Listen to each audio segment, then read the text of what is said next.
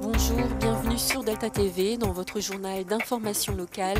Au sommaire de ce vendredi 2 mai 2014, durant 3 jours, le groupe pêcheur d'Islande des éclaireurs de France a organisé son mini-camp de Pâques à la ferme d'Olé de Gravelines. Il célèbre la joie et le partage. Le muguet a fait aussi le bonheur des fleuristes et notamment de Botanian Co à Gravelines. Et on commence ce journal avec le groupe Ajinomoto. Producteur d'aspartame, il a annoncé sa volonté de revendre son usine de Gravelines avant la fin de l'année et de recentrer ses activités au Japon, siège de l'entreprise, pour raisons économiques. En ce moment, le responsable du site gravinois travaille activement à trouver un acheteur crédible et fiable afin de garantir la pérennité de l'activité et de l'emploi. En cas de non-reprise, 130 salariés seraient au chômage. Plusieurs pistes de reprise sont envisageables. Alors, plusieurs options de recherche, bien sûr, auprès d'un fabricant d'aspartame. Alors, ça peut paraître un peu paradoxal, mais aujourd'hui, il y a des producteurs d'aspartame qui sont aux États-Unis ou en Chine.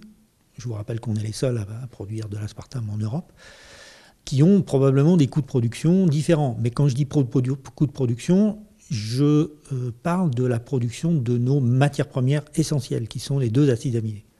Donc avec des coûts de production nettement inférieurs que ce que Ajinomoto affiche, puisqu'on achète nos matières premières chez Ajinomoto, pourrait amener à une réduction significative des coûts de production. Donc ça, c'est une piste.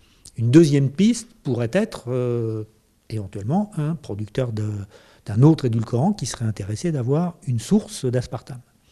Puisqu'il y a des édulcorants qui fonctionnent mieux, entre guillemets, ou ont un goût plus proche du goût du sucre lorsqu'ils sont en mélange avec l'aspartame. Et puis la troisième piste, c'est effectivement complètement ouvert, une société qui serait intéressée de reconvertir le site pour produire autre chose. Sachant que sur le site, il y a déjà des bureaux, des laboratoires, un certain nombre d'équipements industriels, production de vapeur, d'air comprimé, d'eau froide, d'eau glacée, traitement des eaux avec une station d'épuration des eaux, traitement de l'eau à l'entrée, la distribution électrique, une salle de contrôle avec des équipements de supervision, process, automatisme, etc. Donc il y a, et tout ça, aujourd'hui, Ajinomoto maintient en état ces équipements-là. À titre d'information, on dépense au minimum de l'ordre de 2 millions d'euros par an pour maintenir ces équipements en état et faire en sorte qu'ils soient tout à fait au goût du jour. Qu'ils soient lutins, louveteaux ou éclés, 25 jeunes de 6 à 14 ans ont participé durant 3 jours au mini-camp de Pâques du groupe pêcheur d'Islande des éclaireurs de France à la ferme d'Olé de Gravelines. Monter des tentes, construire des cabanes, récupérer du bois pour le feu de camp, préparer le repas ou faire la vaisselle, voilà quelques exemples de ce que l'on peut apprendre à faire lors du camp de Pâques des éclaireurs de France de Gravelines. L'objectif du camp de Pâques est de faire une préparation au camp d'été. C'est-à-dire que les enfants sont mis en situation pour l'été, ils montent leur camp, ils montent leur tente, ils vivent ensemble, ils mangent sous tente, ils préparent le repas. Il faut s'habituer aussi à dormir avec les autres sous la tente.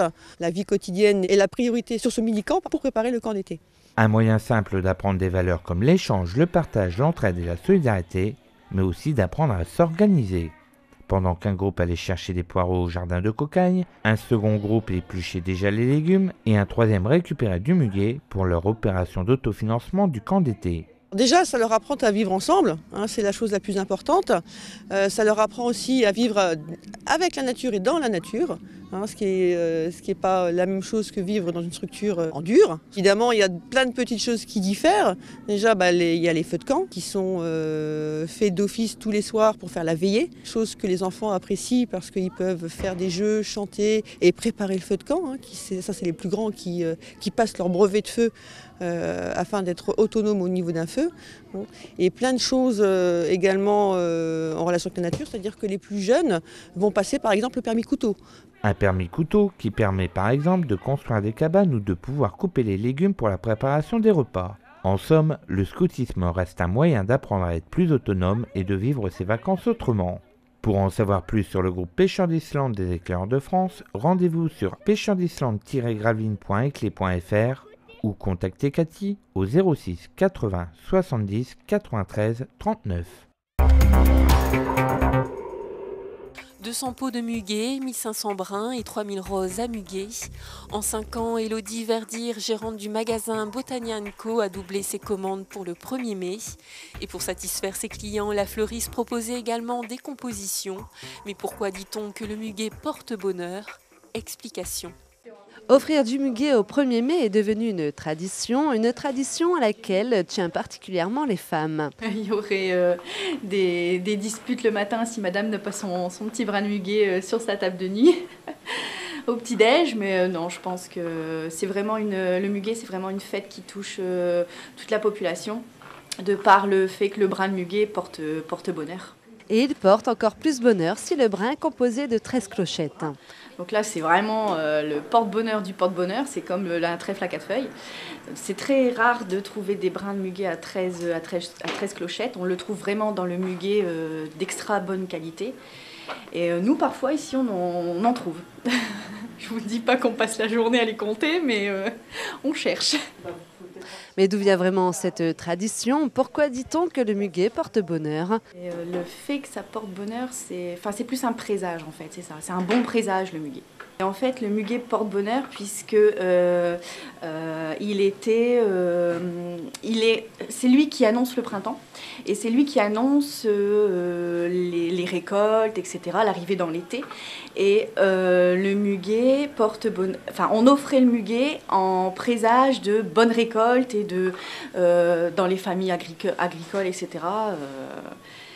Ce petit porte-bonheur est malheureusement éphémère. Plongé dans l'eau froide, le brin peut tenir une dizaine de jours. Sinon, le muguet offert en pot de terre se replante dans les jardins en espérant que d'autres clochettes pointent le bout de leur nez au printemps prochain. Et on termine ce journal avec la grande soirée guitare d'Atouville, la 4e édition que nous présente Christian Dumontier, l'organisateur. La soirée guitare, qui est en fait une demi-journée guitare, démarre l'après-midi à partir de 14 h par une scène libre où des musiciens amateurs peuvent venir avec leur guitare pour pouvoir s'exprimer devant le public qui sera présent. Ça se passe dans le hall de la scène Vauban. Ensuite, vers 15 h, il y a la masterclass où Cisco Airshaft, un bluesman de renommée, va pouvoir discuter avec le public, faire voir quelques morceaux, quelques passages.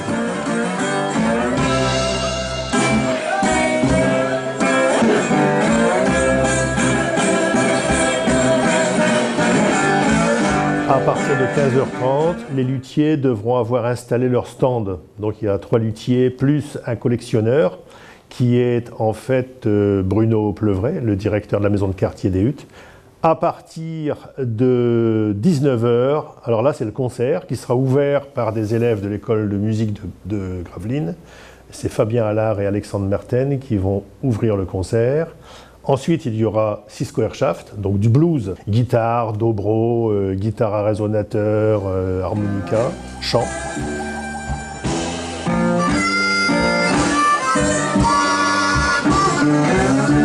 You don't real love me, baby. I'm feeling just like what I'm lucky. So.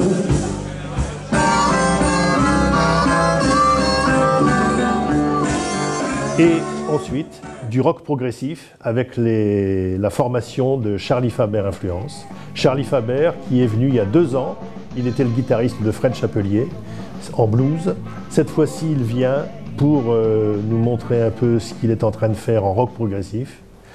Et il sera accompagné d'un ami, Paul Cox, qui a chanté avec Pink Floyd, avec Eric Clapton, avec Whitesnake, etc.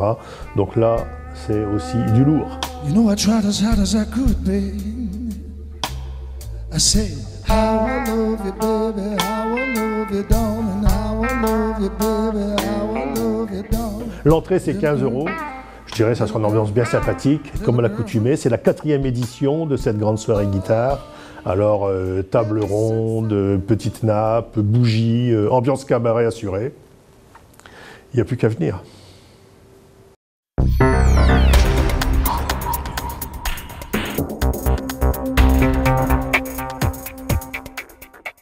C'est la fin de ce journal, merci de l'avoir suivi. Rendez-vous lundi prochain pour une nouvelle édition. Passez un agréable moment sur Delta TV.